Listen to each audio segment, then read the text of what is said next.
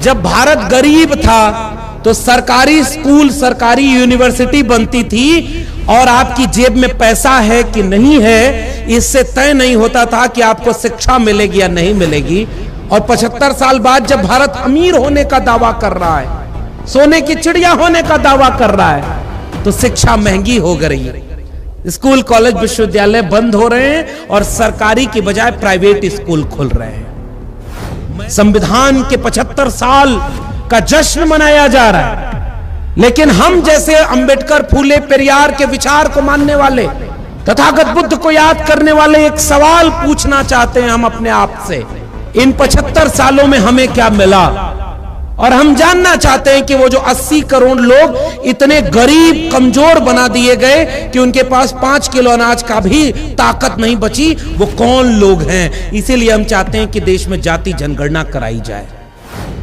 आप अगर किसी गांव में चले जाइए, अगर जाने के लिए अच्छी सड़क नहीं है, कीचड़ वाला रास्ता है, कच्चे और अधूरे टूटते मकान हैं, निराश और बेबस बेचारे लोगों के चेहरे हो, तन बदन पर गंदे कपड़े आधे अधूरे हो, तो पहचानना मुश्किल नहीं है कि हो न हो ये किसी बहुजन समाज के व्यक्तियों का ही घर और बस्ती हो।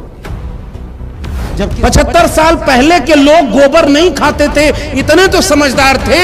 75 साल बाद आज आपके बच्चों से कहा जा रहा है कि गोबर में भी विज्ञान है।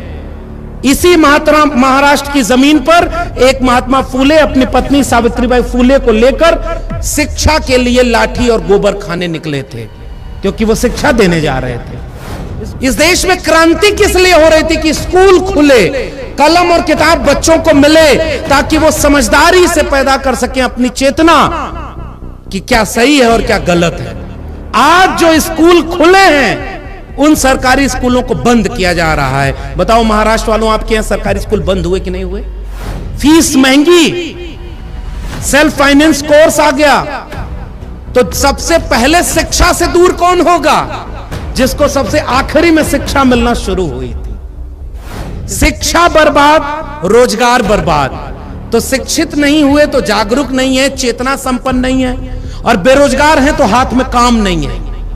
तो बताइए कि जो नेता दंगों का माहौल बनाना चाहते हैं, उनके लिए सबसे अच्छा रॉ मटेरियल क्या है? हमारे और आपके घरों के बच्चे।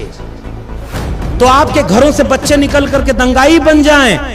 जब उनके चुनाव की रैली हो तो उसमें भीड़ बढ़ाएं। उनके पूंजीपति दोस्त को फैक्ट्री में मजदूर चाहिए तो आपके घरों से सस्ता मजदूर मिल जाए उनको, और 5 किलो अनाज देकर के जिंदा रहो, और जब वोट देने का दिन आए तो फिर से कोई वोट देकर के उनकी सरकार बना दो।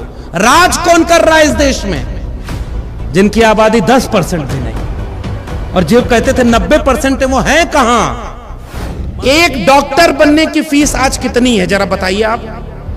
करोड़ों में है। एक MBBS करना है तो करोड़ों में फीस चली जाएगी।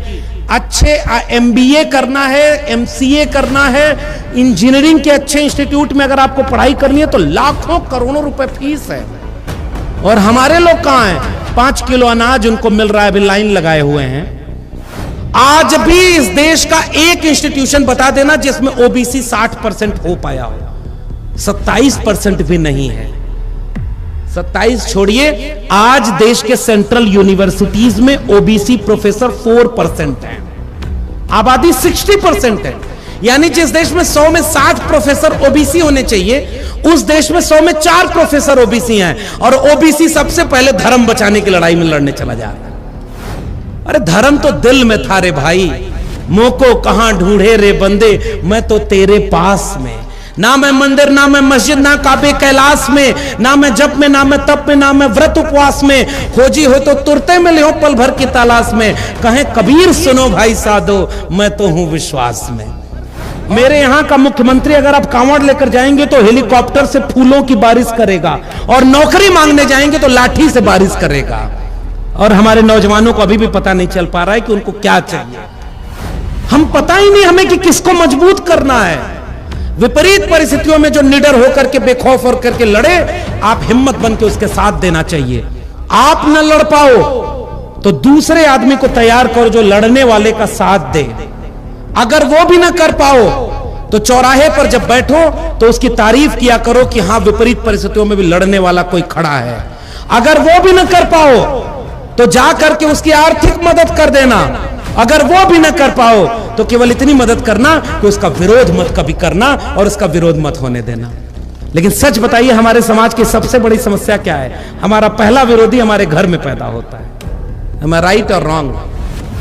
हाकिमे शहर क्यों किसी बात पर अब ठौर करे, उसकी मर्जी है, जिसे चाहे उसे गौर करे। सोचते सब हैं जरूरी है बगावत, लेकिन चाहते ये है कि आगाज कोई और करे।